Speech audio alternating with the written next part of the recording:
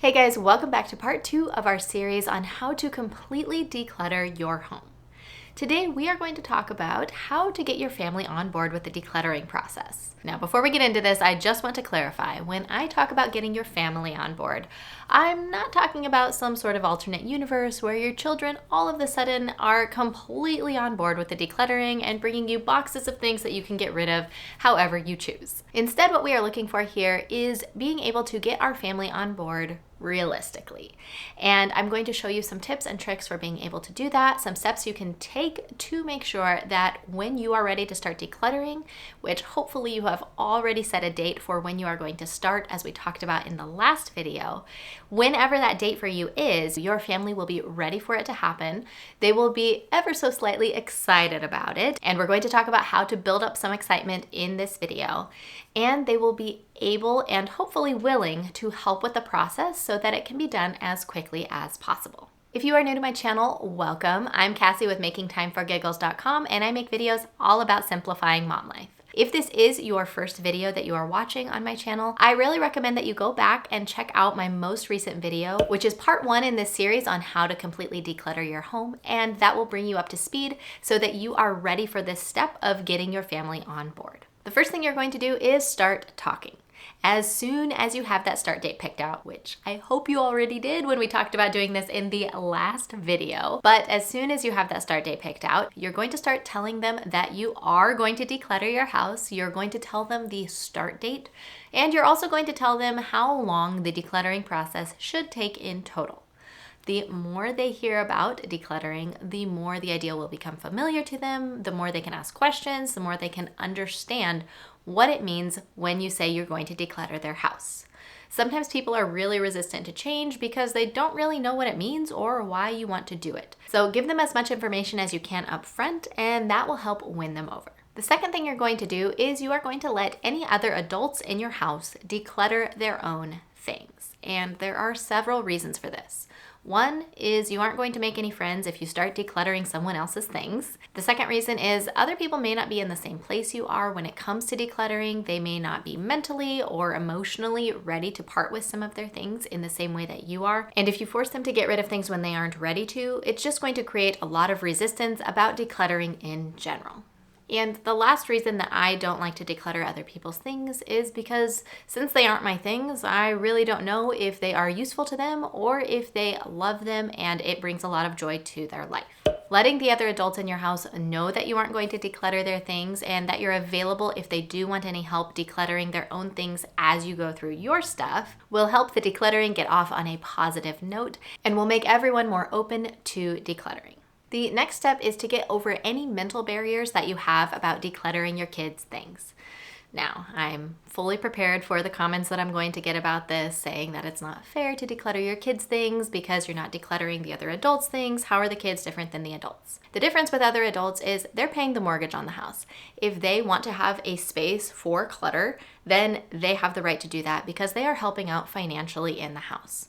Children are not, and children need more guidance to know what is best for them. That is why they have parents and they don't just live on their own from the time they are toddlers. There have been many studies done on the effects of clutter on children, and they may not fully realize how clutter is affecting them, but you do, and you know that they will be much happier when the clutter is out of their house. But with kids, a lot of times they don't realize it until it is already gone. They won't come to you and say, "Mom, I need you to declutter my room." Instead, they will just be stressed out and frustrated and having more meltdowns until the clutter is gone, and then they will feel more at peace. They won't be able to articulate that or know why, and you as the parent have to be the one to see that and help them make those decisions.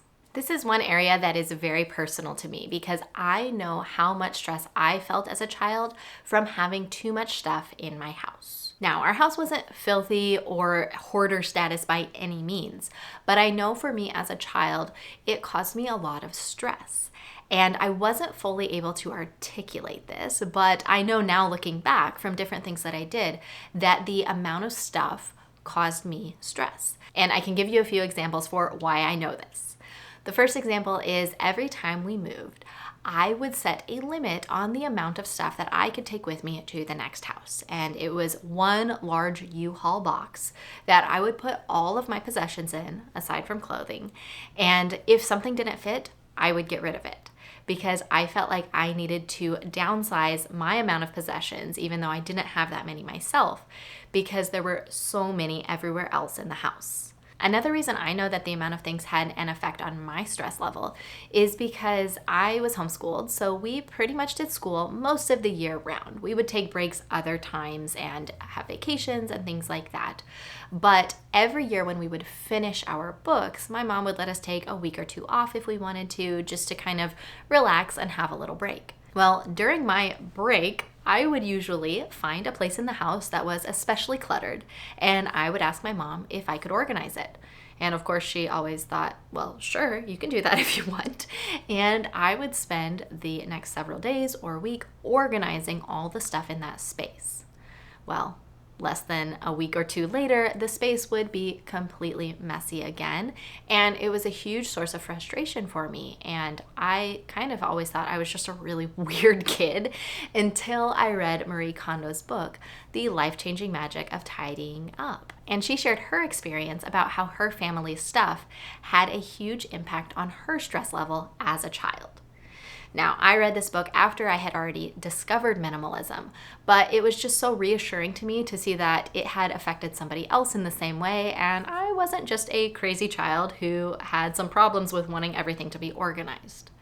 And now that I live in my own house, it was very important to me to have a minimized amount of stuff, and amount of stuff that was easy to handle when we move, easy to clean. And because of that, I feel so much less stress and so much more peace when I am in my home. Now, the fourth thing you want to do is you want to let your children know that you will be there to help them through the process. When you say, we are going to declutter our house, it may feel overwhelming to your children if they feel like they have to do it all by themselves, and they may not even know completely what that means. So when they express these concerns, let them know that you will be with them as much or as little as they would like while they are decluttering their things. Some children are much better at knowing what their enough is and what they would like to keep and what they would like to get rid of, and other children need a lot more help in the process. You can also let them know that if there is anything that they aren't sure about, they don't have to get rid of it or choose to keep it right away. I recommend having a box of things that you can put a date on, and if they haven't asked for it at the end of 3 months or 6 months or whatever time frame that you agree on, then you can get rid of it at that point. But they may feel much better about the process if they know that they have a choice in the matter, and if there are things that they aren't sure about, they don't just have to get rid of them right away. They can think about it, they can see if they want it later, and that will often help them out a lot when they are deciding what they want to keep and what they want to get rid of. And I'll talk more about the steps that you're going to take when you are helping your children declutter your things and when you're decluttering your own things in the next video. So be sure you're subscribed down below and you have those notifications on so you can check out that video when it comes out. The next step is to set up some incentives. Everybody likes a good incentive, and this will definitely help win your family over to the idea of decluttering. There are so many different kinds of incentives that you can use for your family, and depending on the ages of your children and the personalities of everyone in your house, you will know best what will work best for your family. One thing I will say when it comes to setting the incentives though is you want them to feel like they are attainable. You don't want your kids to feel like we have to get all the way through the decluttering process before we get any incentives. So some ideas would be every time one room gets completely decluttered, we order pizza and have a movie night. Or every time a room gets decluttered, we go out to eat as a family. Or every time you bring me an item that I can sell, you will earn a commission off of that, or I will pay you X amount of cents or dollars, depending on the item, obviously. You don't want to be paying too much for all of these items, but you do want to be making it worth their while to get rid of some things. And you can explain to your kids that once the decluttering is done in their rooms, they can use that money and put it towards something that they would enjoy more than having all of that stuff laying around their rooms. One thing I have done with my children is any item that they bring me that I can sell, they get all of the money for that, and they can use it for whatever they would like. Within reason, obviously. We do have some limits on things that we have in our house, but if they want to put that towards some of their hobbies or something they have been saving for, they are welcome to do that. This has motivated my kids even more than I expected when they need to get some decluttering done. And one of my girls in particular will bring me way more items than I even thought they needed to declutter because she would like to have the extra cash. So I think it's a good idea to think about these incentives before you talk to your kids about them. Otherwise, you could definitely get taken advantage of here. But once you have some ideas and you have some limits for things like how much you're willing to pay for items, then I think it's a good idea to talk with your kids and see if they have any other ideas of incentives they would like to have for decluttering their rooms. The next thing you want to do is you want to let older children try to declutter before you step in. And again, this really depends on the age of your child and how capable they are. But a lot of older children would much rather go through all of their things on their own and declutter their room without too much assistance. And that's totally fine. All you really are trying to get at here is a more peaceful and less stressful home. And you also want your children to be able to manage their rooms on their own. So as long as they are able to do that, as long as they are able to get to the point where you aren't having to ask them to declutter their room and their stuff isn't spilling out into common areas, then it really doesn't matter the number of things they have in their room as long as they can manage it. And that leads me to the next step, which is letting them know when the decluttering will be done. And I mean this in two ways. First, you want to let them know the end date of the decluttering project so they can look and see where they are at. The house may be a little bit chaotic for a while when you are decluttering, and if they know that there is a definite stop time to this project, they will be much more willing to participate and help out during that time. The second way that I mean this, though, is you want to let them know what it means when their room is done. So let them know when their room is manageable to them, meaning you don't have to ask them to clean it and their things are staying put away. That means that they are done decluttering. You won't ask them to declutter anymore unless it becomes something where you are having to manage it again.